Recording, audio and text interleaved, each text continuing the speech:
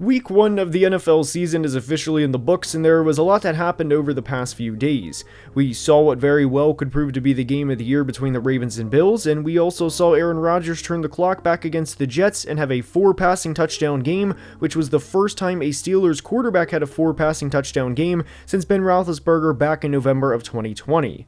But it was not all fun and games for every team in Week 1, not even close, and just because a team starts out 0-1 does not mean it's the end of the world and that their season is over after just 60 minutes of football. But based on the expectations we had heading into the season, there were a handful of teams and players that disappointed, and there's no doubt all of the teams and players we discussed today had significantly higher expectations than what we saw from them in Week 1. And in today's video, we're going to break down the biggest losers of the NFL season so far, and obviously a loser does not mean they're a loser as a human being, just that they severely underperformed in Week 1. And with that preface out of the way, let's dive right in. And we are starting today's video by discussing the Miami Dolphins. The Miami Dolphins are 0-1 after a 33-8 loss to the Indianapolis Colts, and they make today's video for several reasons. We'll get to Tua in a minute because that's an entire conversation in itself, but one of the biggest reasons the Dolphins are in today's video is they allowed 33 points to a Daniel Jones-led Colts offense. And by the way, Daniel Jones played great in this game. He was comfortable in the pocket and he made high-level NFL throws.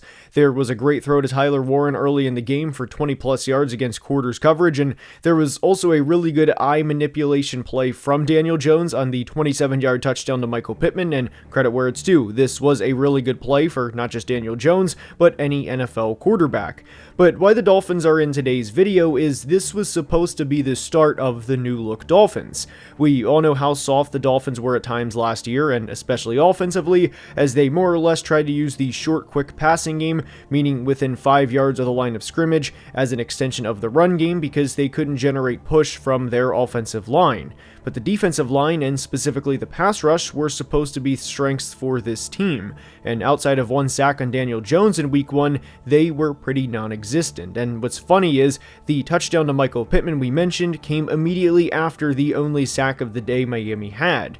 Now, we knew the secondary was rough heading into the game, and while Daniel Jones played a great game, and again, credit where it's due, he's not going to be the best quarterback they face this year, and if they're having these types of problems in Week 1, well, good luck. And for the offensive side of the football, this was a nightmare. I acknowledge guard James Daniels left the game, and early, as he only played 3 snaps in this game, but does James Daniels leaving after 3 snaps justify how bad this offense played because they lost a starter a couple of snaps into the game?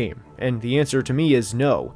Tua also looked pretty bad in this game, and there was a point where the Dolphins had 2 turnovers in a 3-play span as he threw the first interception to Cam Bynum and then was strip-sacked on the second play of the ensuing drive. And mistakes are going to happen. No team is going to go 20-0, at least they would be an anomaly if they did, meaning there's going to be a lot of adversity throughout a 17-game season, and players are human and they also have bad days, but after the game, your $200 million quarterback, who is supposed to be a leader, says to a reporter, quote, "That I turned the ball over in bunches. That's crazy." And this was after a 25-point road loss in which the quarterback turned the ball over 3 times, including 2 in a 3-play span. And not only that, but there's the Tyreek Hill situation with how he was caught saying "I'm out" in Week 18 last year, and all of the media attention that came with that too. Tua is also a statue in the pocket, and his inability to escape pressure, as well as his arm not being the strongest in the NFL, really limits what this offense can do because they have to game plan around what he can do, and that's always going to limit your possibilities as an offense, mainly because situations have to be near perfect for him to have legitimate success. And why the Dolphins are in today's video isn't just because the offense played bad, the defense did too, and where they were supposed to be good, meaning the pass rush, they weren't. And I think you also have to ask the question, what is the future with this team? And that's directed towards GM Chris Grier, head coach Mike McDaniel, and of course Tua. The Colts had over 38 minutes time of possession and dominated all throughout the game.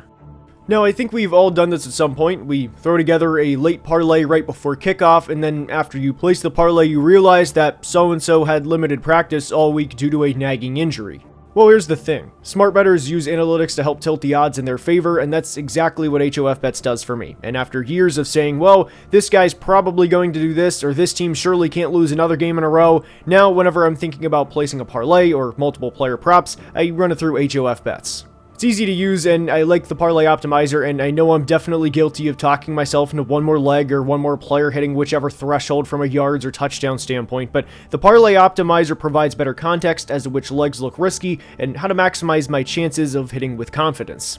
And HOF crunches millions of data points in seconds, so whether you are adding another leg to the parlay or choosing a tough money line, you can let the numbers help decide what decision you're going to make. HOF has over 1 million downloads and has over 7,000 reviews on the App Store with an average rating of 4.9 out of 5 stars. So not only do you get a free 7-day trial, you also get 50% off your first month at checkout using code ANALYSIS. Just download the HOF app on either iOS or Android, use code ANALYSIS at checkout, and you get 50% off your first month. And a big thank you to HOF Bets for sponsoring today's video.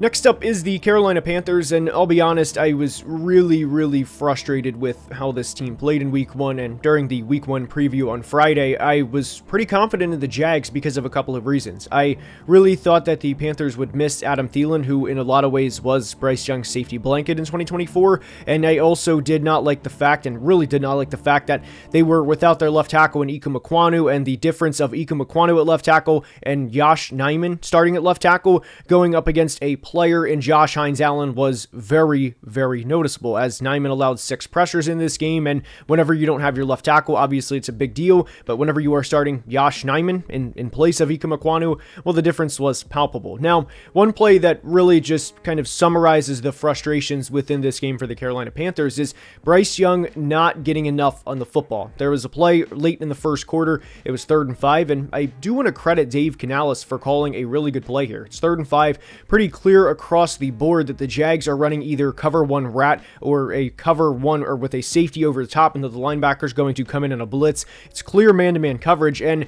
the Panthers run a pick play with Xavier Legette setting the effective pick, and they basically have Hunter Renfrow on a wheel route, and Bryce Young knows that the Jags are coming. He knows there's going to be pressure and quick, and he's going to have to make a good throw from far hash. This is an NFL caliber throw. This is not a throw that you're going to see at the Division II or Division III level unless this quarterback would have an absolute howitzer of an arm. So my point is Bryce knows from the start this is going to be a big throw for him, and he simply doesn't get enough on the football. And this isn't a former UDFA quarterback we're talking about here. This is a former number 1 overall pick in year 3 that simply doesn't get enough on the football. And there was also another play to Hunter Renfrow later in the game where Bryce simply let him out of bounds, and it was a play where Hunter Renfrow had clear separation, where if Bryce simply leads him in bounds, then we're talking about him having a 2 passing touchdown game, and obviously the score, the Panthers still would have lost, but maybe the score looks a little more presentable. Maybe we can build on something a little bit more here, but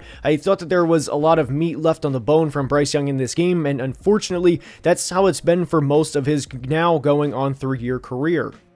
Ultimately, I came away pretty disappointed with not just Bryce Young, but also 2024 first-round receiver Xavier Legette. And with Bryce Young specifically, yes, you can make the point that, hey, we didn't have Ikem Ekwonu and we had to start Josh Nijman in place of Ikem Ekwonu, but Bryce Young is a former number 1 overall pick. He's not the first quarterback in NFL history to have to play with a backup left tackle. And specifically for Bryce, I do think it was unfortunate the Panthers traded away his safety blanket from last year in Adam Thielen, but guess what?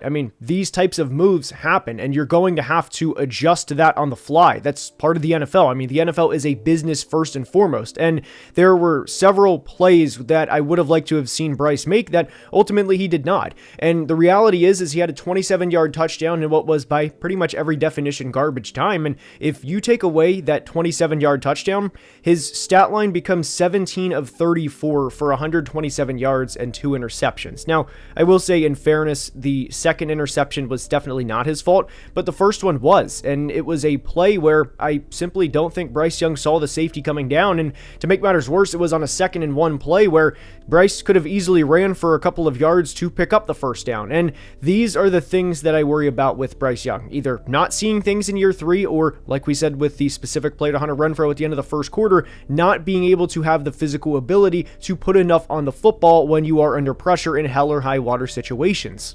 I also came away pretty disappointed with last year's first-round selection, Xavier Legette, and I'm really questioning what the long-term usage plan with him is because there's times where his routes are not crisp, and he had 1 catch for -1 yards through the first 3 quarters of the game yesterday. For a player that was spent with a first-round pick on just 18 months ago. And that's what I worry about with the future with Xavier Legette in Carolina. This is a player who does not run crisp routes. He is a player who is kind of at this point a bubble screen and curl route and the occasional speed out guy. And that's not exactly what you want to spend a first round pick on. And yes, he can run the occasional deep over or Dover route because of how good of an athlete he is, but the play along the sideline in which he did not get the second foot down was nothing short of frustrating. That to me showed kind of a carelessness because, hey, we're not in college anymore. You have to get both feet down. And it wasn't a play that I don't want to say was routine because it was a little bit of a difficult play. But I mean, this is a first round receiver we're talking about that is paid millions of dollars to make plays like that. So for Xavier Legette to come out of this game with 7 targets, 3 receptions, and 10 yards, due in some part to the fact that he cannot consistently get open, needless to say, I came out of week 1 disappointed with both Bryce Young and Xavier Legette. Next up is the Tennessee Titans, and they're in today's video for a few reasons. My biggest fear for the Titans heading into 2025 was exactly what happened in week 1 against Denver, and the Titans, like a lot of the time last year, were in a position to win this game. I know Cam Ward's raw stat line does not look good, and I get it, as 12 for 28 for 112 yards with 50 yards lost in sacks is not good, but I do think there were several high-level throws from Cam within this game, and one of them was on a back shoulder throw to Alec Iomanner that was incomplete. However, Iomanner had his elbow come down first, and Brian Callahan should have challenged this play to give the Titans a gain of near 20 yards. The rule directly stated within the rulebook for a catch is touches the ground inbounds with both feet or with any part of his body other than his hands, and that's why you'll hear 1 knee equals 2 feet, and this applies to an elbow as well. And this is what frustrates me, among many things, with the Titans. This was always going to be a tough game no matter how you slice it. Heading into Denver with your top 3 receivers being Calvin Ridley, Alec Iomanner in his NFL debut, and Tyler Lockett against a trio of corners in Pat Surtain, Riley Moss, and Jahdae Barron. But it's the little things that frustrate me with Tennessee that prevents them from winning games.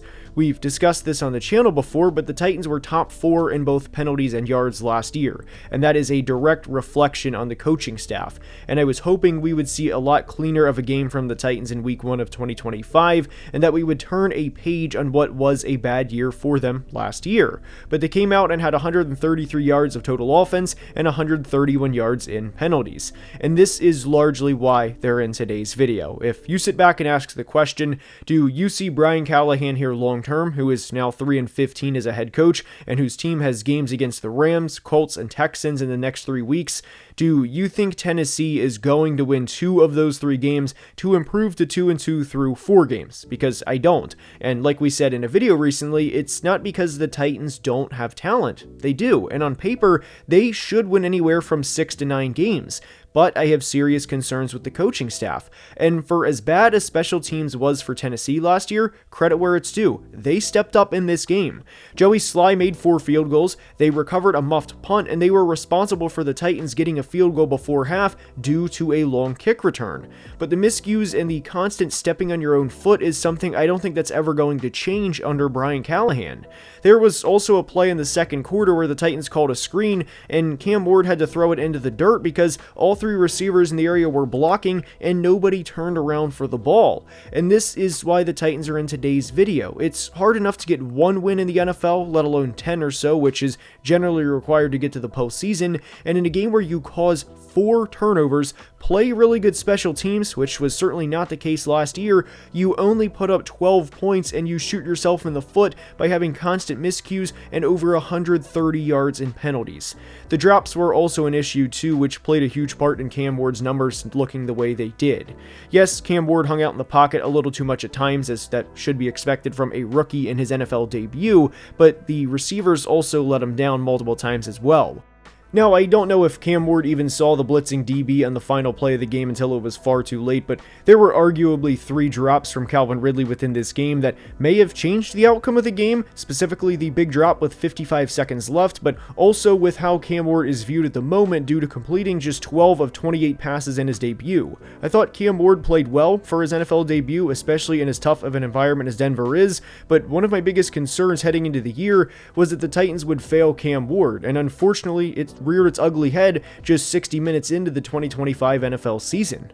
The New York Giants are up, and there's several places where we could start with this team. We could start with the fact that they were beat by double digits for the third straight season opener. We could start with the fact that they went another season opener without a touchdown, and that is their third straight, which puts them up there with, you guessed it, the 1940 to 1942 Detroit Lions for being the only teams, along with the 1922 to 1925 Chicago Bears, to not have a touchdown in 3 straight season openers. We could start with the fact that Malik Nabers is already visibly frustrated just one game into his second season, or we could start with how bad their second down defense was, as the New York Giants allowed 59% of the Commanders' yards on second down in week 1. And what I think is the most frustrating part about this team is this is a now or never year for Brian Daboll and Joe Schoen. There is no tomorrow. If they have another 4-13 season, they're gone. That is what it is. They would go 3 straight years without a postseason appearance, and it would be incredibly unfortunate to Jackson Dart to be drafted by Daboll and Schoen and then to be in year 2